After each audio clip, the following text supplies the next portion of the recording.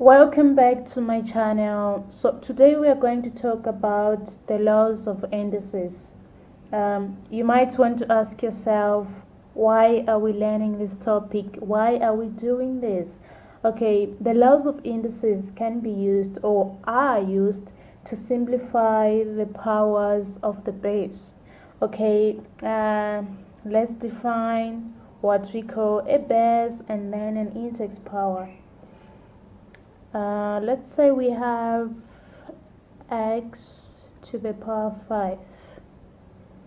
X is what we call the base, and then 5 is the index power.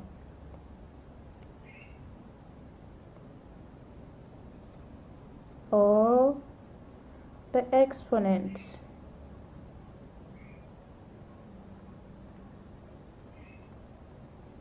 So x to the power 5 is the same as saying x multiplied by x multiplied by x multiplied by x multiplied by x. So in this case, x multiplies itself 5 times, right? It multiplies itself 5 times. So we can conclude saying that exponents are just a way of repeated multiplication of the base. Okay, so let's move on to list the laws of indices. The first law, so we have x to the power of 0. This is equivalent to 1. Sorry for that. This is equivalent to 1. Okay, so any number or anything, even a variable, as long as it is raised to the power of 0, is 1. So that's the meaning of this law. We can actually say that, let's say you have a 60 to the power of 0. This is 1. Just put brackets to show that we have 60. Okay, the second law, let's say we have x to the power minus n. This would be equals to 1 over x to the power n. So this is the inverse. So whenever you see the question with x to the power minus anything, or maybe you have 2 to the power negative something, anything, so know that it's 1 over that number, 1 over everything except the negative. So let's do an example. Let's say we have 2 to the power minus 2. This is equals to, or is equivalent to saying 1 over 2 to the power of 2, right? The third one, let's say we have x to the power of a over b. This is equivalent to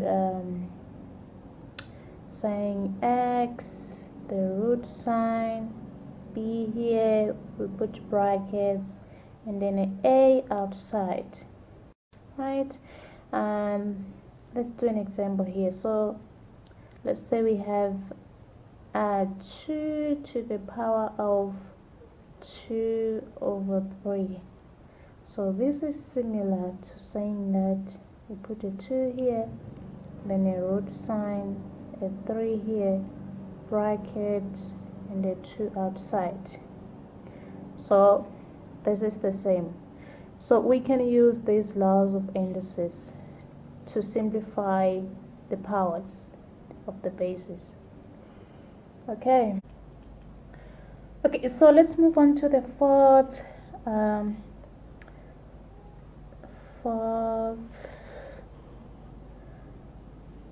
x to the a multiplied by x to the b. This equals x to the power a plus b. So we have two conditions here.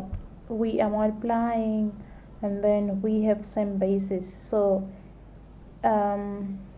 if we have these conditions, that means we can simplify the powers by adding them, by adding the powers. The fifth one, let's just do an example. Let's see. Let's say we have 2 to the power 2 multiplied by 2 to the power 3. In this case, we just add the powers. 2 plus 3, then that will be 2 to the power 5. Okay. The fifth, x to the power of a divided by x to the power of b. This will be equal to x to the power of a minus b.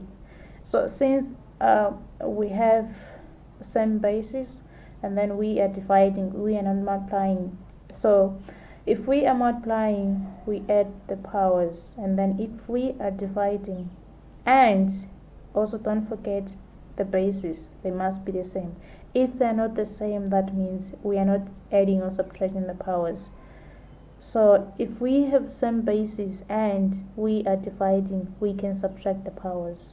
So in this case, we can just say, let's use the above example. So here it will be 2 minus 3, then that will be 2 to the power minus 1. Keeping in mind the second law, 2 to the power minus 1 is just 1 over 2. So let's move on to the sixth one.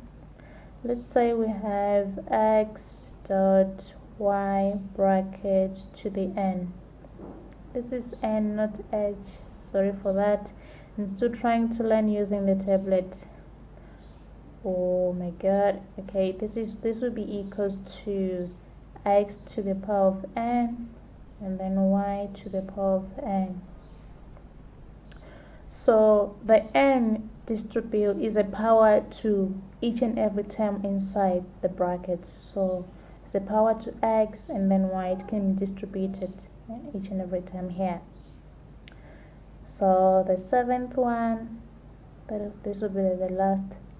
Let's say we have x, just use x to the power of a, and then we have brackets b outside. This will be equals to x to the power of a b.